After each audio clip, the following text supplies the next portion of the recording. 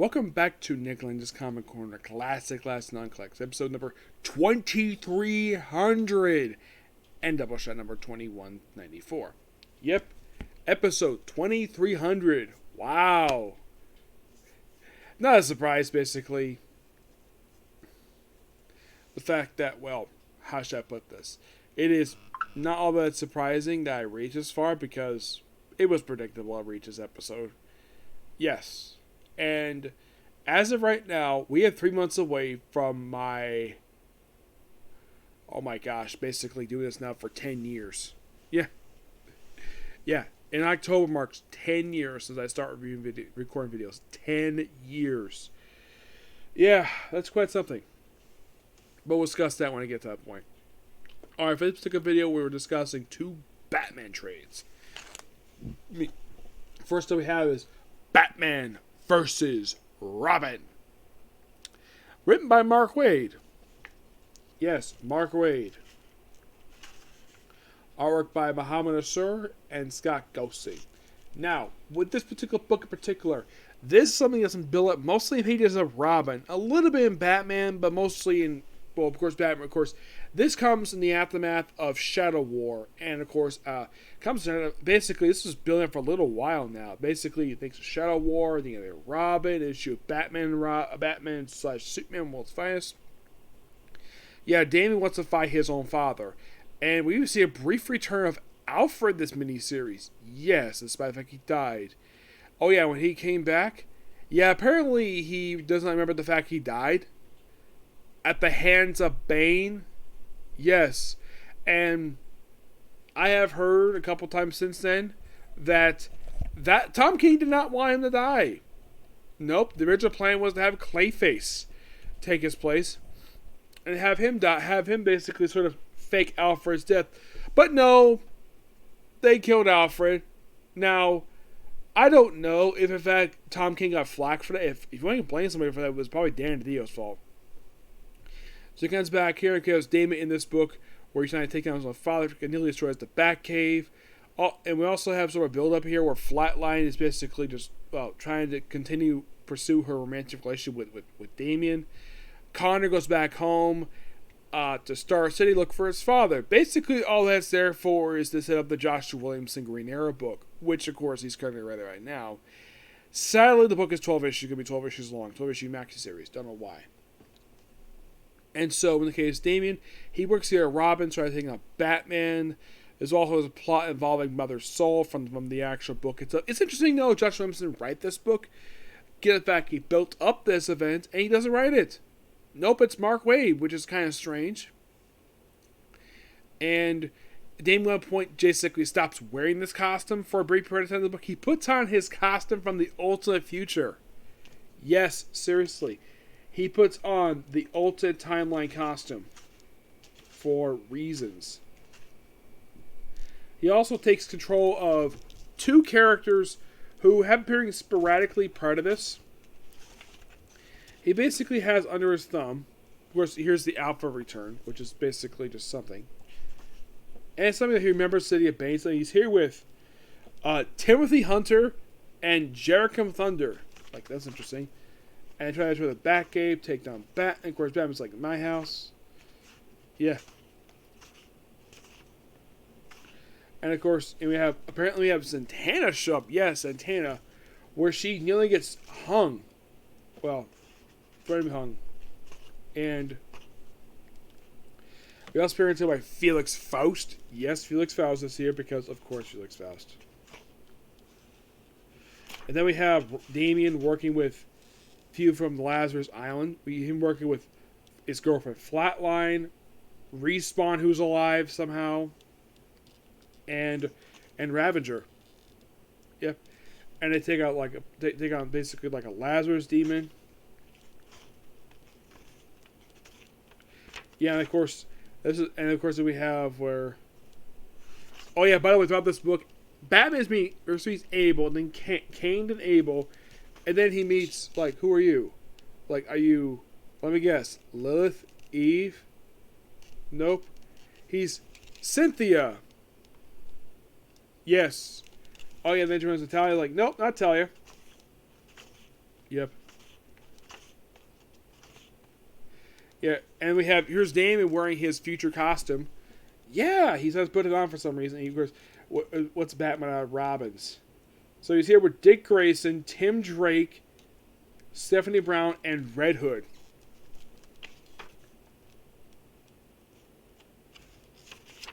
Here to help out. And by the way, Mother Soul. By the way, basically, Damon gets some basically various objects. We have Tim given the cloak of Casero. Jason gets the Trident of Poseidon. Stephanie Brown gets the cup stick of Black Bison. And Damien gets the Sword of Sin, which I believe is an Azrael sword. Yes. And of course, they mentioned, of course, that Damien's with his mother, of course, to bring up the event of Shadow War, which Josh Williamson wrote. A trap, and of course, there. Oh yeah, Mother Soul is actually Damien's great grandmother. Yeah, then of course we have Dr. Fate involved with this. Yes, Dr. Fate is involved with all this stuff. We have a character from the Monkey Prince book in here too, which okay.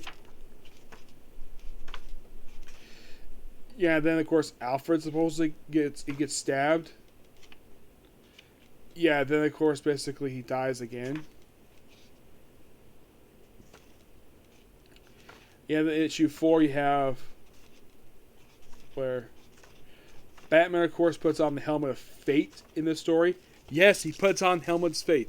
Does he become Dr. Fate? No, he doesn't. Just takes his puts on the helmet. We also see Black Alice in this story. I'm like, that's interesting. Yeah, Black Alice. And then issue 5 has a weird cliffhanger.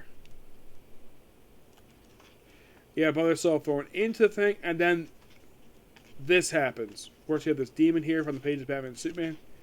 And then we have this dramatic ending. This volcano, this lava volcano erupting. And here's something really weird.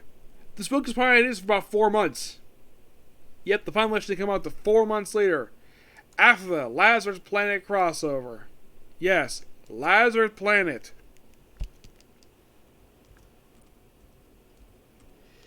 Why was this? I have no freaking idea. It is one of the most strangest ideas I've seen. Or you put a book on hiatus for several months and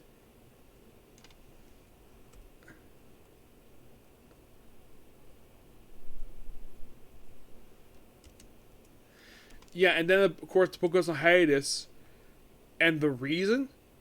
Lazarus Planet.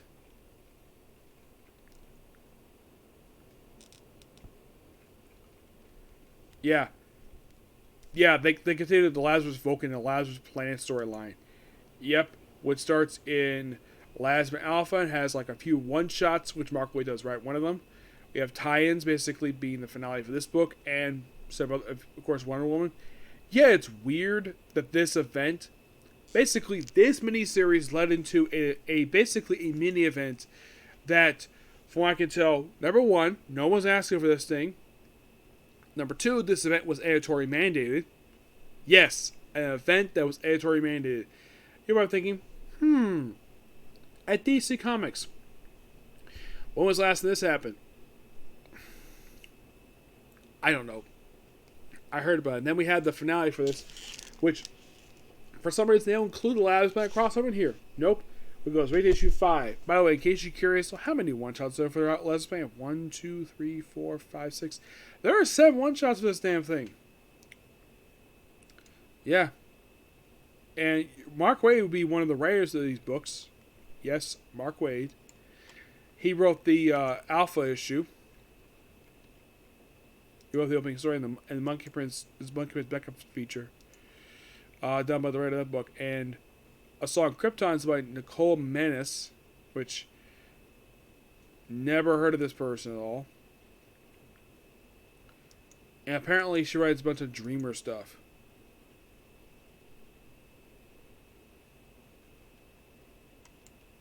So apparently the writer of this book writes stories for Dreamer. Yes, a character who appeared on Flash that decided to appear in the comics.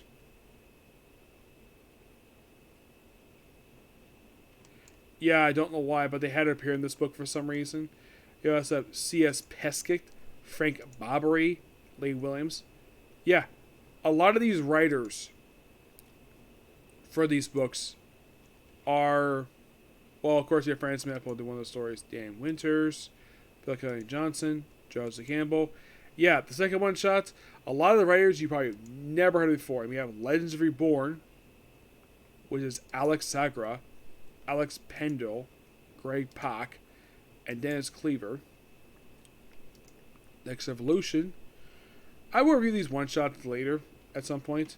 We have Rand V, Brandon T. Sindler, Chuck Brown, and Dahlia S. Dawson. Dark Fate, which is another one of these one-shots. This is written by Tim Seeley, Dennis Cleaver, A.L. Kalpin, who also does the artwork, and Alyssa Wong. And the finale is done by Mark Waid.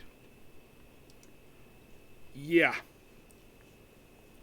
And after that crossover episode, we finally continue with... I'm not going to talk about the last planet right now. I'll talk about it later. So then, of course, Batman vs. Robin number 5 is the aftermath of this story. Yes, the aftermath. When they take on the demon, where Batman gets possessed by him. He gets, of course, appearance by Monkey Prince, one of his very rare appearances in comics outside of his own book. Love this image here, basically Batman burning so in the background. And we do wrap it up here, where we have basically Batman being possessed, and of course having the Bat family fight him. Monkey Prince steps in, of course you have the copies of Damian fighting him. And then we have Enchantress and Santana with Pigsy take on demon possessing Batman. He gets freed. And, well, everything is slowly get back normal. And then the book is going to continue in the pages of Batman and Robin by Joshua Williamson, which I'm looking forward to reviewing that. The book, the main story of Batman vs. Robin is actually really good, surprisingly. The only kind of bad thing about it is that the book in hiatus for a while because of Lazarus Planet. Yeah, I'm going to give the book a 9.5 out of 10. Next up is, well, the guy who wrote one of the one-shots, Dan Winters. This is sort of Azrael. Yes, believe it or not, this was the second miniseries for Azrael under the current continuity. Yes, second one. And you're thinking, really? Yeah, because I think it was Order of the World. I think this was also an Azrael book as well. I think so. Because I think he appeared in that book as well. Mm-hmm.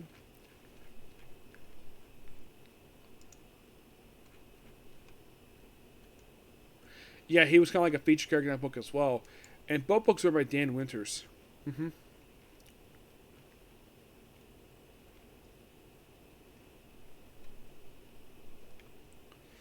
Yeah, mostly put is basically Azrael in his bit of an update to his classic 90s attire. Yep. The book contains the entire 6-issue miniseries Sword of Azrael, along with Sword of Azrael, Night of the Soul. First up, we have Night of the Soul, which is basically kind of like a prelude to his main book. It's mostly put basically what... Well, basically, here's kind of the thing. This is basically Azrael's, like, first encounter. Basically, you see, he's like... And we see Azrael reunite with Batman, who says, "Where have you been, Azrael? Outer space. I'm back now." Yeah. So basically, Azrael has not been seen for quite a while, so... Of course, Batman's here for a bit. He's not a really focused character here. One thing I'm not really a big fan of this book is the artwork by Nicola Skibbergy and Pablo Collar. I mean, Azrael himself looks fine, just that the style of it looks weird. Yeah, it just looks kind of weird. Yeah, I'm just not really a fan of the art style, but I do love the story. Of course, probably the stuff will happen to Task Force Z, which I will eventually review the final trailer of that one. And by the way, they have each of these books. And by the way, each the Sword of Azrael mini series, it just called Sword of Azrael. Got book 1, of course, you have the book 6. And of course, in this book, he runs into Vengeance, which of course mentions, oh yeah, you found my father. And Azrael's like, I don't care. Yeah, seriously. Azrael, correct? I know you. You found my father. I am Vengeance. He's like, I don't care. Still, you should not spill this woman's blood. She's praying for God's protection. She found it. Spill, but I think you misunderstand. Yeah, we have Vengeance miniseries. Yes, Vengeance. She's not the only one. Okay, interesting. Also, a little bit. Here's the certain thing with this book. There's no mention of Order of Saint Dumas in this whole book. Nope, it just basically just as being religious throughout this whole miniseries. Yeah. Does Dumas himself show up in here? I don't think so. But we do have appearance here by Father Valley making his first appearance as Ram V, wrapped up his run on Catwoman. Yeah, he appears in here as a supporting character. And